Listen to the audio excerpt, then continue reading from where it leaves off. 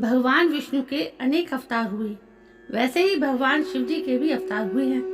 भगवान शिव जी के अनेक अवतारों में से 7वें अवतार हैं गृहपति। आज हम उनके इस अवतार की कथा सुनेंगे। नर्मदा नदी के तट पर धर्मपुर नाम का एक नगर था। वहाँ पर विश्वानर नाम के ऋषि और उनकी पत्नी सुचिस्मती रहती थी। बहुत काल तक उनकी कोई भी संतान नहीं थी। एक दिन सुचिस्मती ने अपने पति से कहा, स्वामी, हमारा भगवान शिव जी के समान पुत्र हो, ऐसी मेरी इच्छा है। पत्नी की इच्छा पूर्ण करने के लिए ऋषि विश्वानर काशी गए। वहां पर उन्होंने घोर तप के द्वारा भगवान शिव के वीरेश लिंग की आराधना की। एक दिन ऋषि को वीरेश लिंग के मध्य एक बालक दिखाई दिया। उन्होंने बाल रूप धारण किए हुए शिव जी की पूजा की। ऋषि विश्वानर द्वारा की गई भावपूर्ण पूजा से शिव जी प्रसन्न हो गए। भगवान शिव ने उन्हें वरदान दिया कि सुचिस्मती के गर्भ से वे अवतार लेंगे। कुछ कालांतर बाद भगवान शिव जी ने सुचिस्मती के गर्भ से पुत्र रूप में प्रकट हुए। पितामह ब्रह्मा जी ने उस बालक का नाम गृहपति रखा। गृहपति की आयु बढ़ने लगी। एक बार देवर्षि नारद गृहपति के दर्शन करने आए।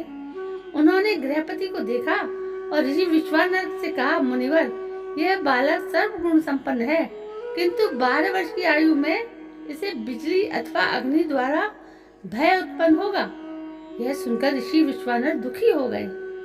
ऋषि विश्वानर और सुचिस्मती को गृहपति की चिंता होने लगी। अपने माता पिता को चिंतित देखकर बालक गृहपति ने उन्हें समझाया, माँ पिताजी, आप दुखी ना हो। मैं भगवान मृत्युंजय की आराधना करके महाकाल को प्रसन्न करूंगा, इसलिए आप लोग निश्चिंत रहें। इसके बाद गृहपति काशी गए और भगवान विश्वनाथ का दर्शन किया। उन्होंने शुभ मुहूर्त पर शिवलिंग की स्थापना की और शिव जी की आराधना करने लगे। कुछ दिनों के बाद देवराज इंद्र प्रकट हुए। उन्होंने कहा, गृहपति, मैं आपकी आराधना से प्रसन्न हुआ हूँ, कोई वरदान मांगे। परंतु गृहपति ने उनसे कहा, मैं आपसे वरदान की कामना नहीं करूंगा, क्योंकि मेरे वरदायक केवल भगवान शिव ही हैं। यह सुनकर देवराज इंद्र अत्यंत क्रोधित होकर गृहपति पर प्रहार करने आगे बढ़े। उसी समय भगवान शिव जी प्रकट हो गए। शिव जी ने बताया, गृहपति, देवराज इंद्रदेव के माध्यम से मैं ही तुम्हारी परीक्षा ले रहा था। तुम उस परीक्षा में सफल हो गए हो। अब तुम पर यमराज का भी प्रभाव नहीं पड़ेगा। तुमने जिस शिवलिंग की स्थापना की है ना, वे अग्निश्वर नाम से प्रसिद्ध होगा। इस शिवलिंग का दर्शन करने से व्यक्ति बिजली और अग्नि से भयभीत और पीड़ित नहीं होगा।